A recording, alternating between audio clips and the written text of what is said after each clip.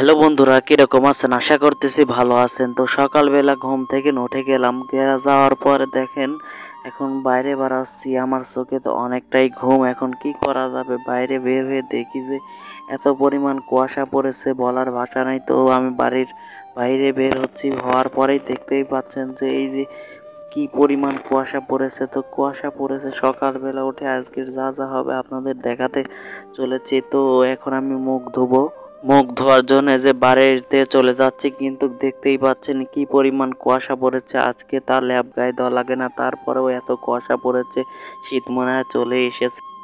এখন আমি হাত মুখ ধোবো, তাই মাজন নিচ্ছি। এই যে মাজনের বাস্ক থেকে মাজন নিচ্ছি আর এক হাতে ভিডিও করতেছি, এই কারণে তো মাজন নেওয়া অনেক কষ্ট হয়ে গিয়েছে। এই যে এখন দাঁত ব্রাশ করবো, যে দাঁত ব্রাশ করতেছি দেখতেই পাচ্ছে, এক হাত দিয়ে ভিডিও করতেছি, এই জন্য দাঁত ব্রাশ করতে অনেকটাই কষ্ট হচ্ছে। তারপরেও আর কি করা যাবে। এখন মুখ ধুচ্ছি, মুখ ধুয়ে ঠুয়ে এখন কিছু নাস্তা করব। তো কি করা যাবে, এখন এই যে মুখ ধুচ্ছি, ধোয়ার পরে এখন ভাত খাবো।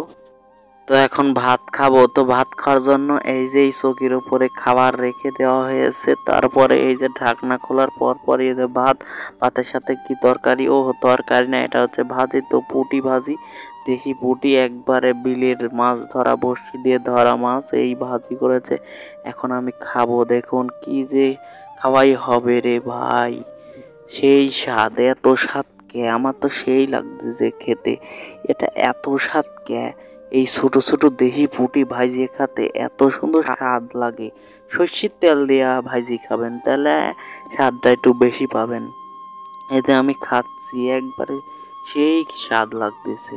এই দেখেন মনে হয় 30-40টা পুঁটি আর এই যে ভাত দিয়ে খাচ্ছি, সেই মজা লাগতেছে। এত স্বাদ কে, সেই স্বাদ, আমার তো ভালোই লাগতেছে, সেই স্বাদ লাগতেছে, খাচ্ছি আর খাচ্ছি।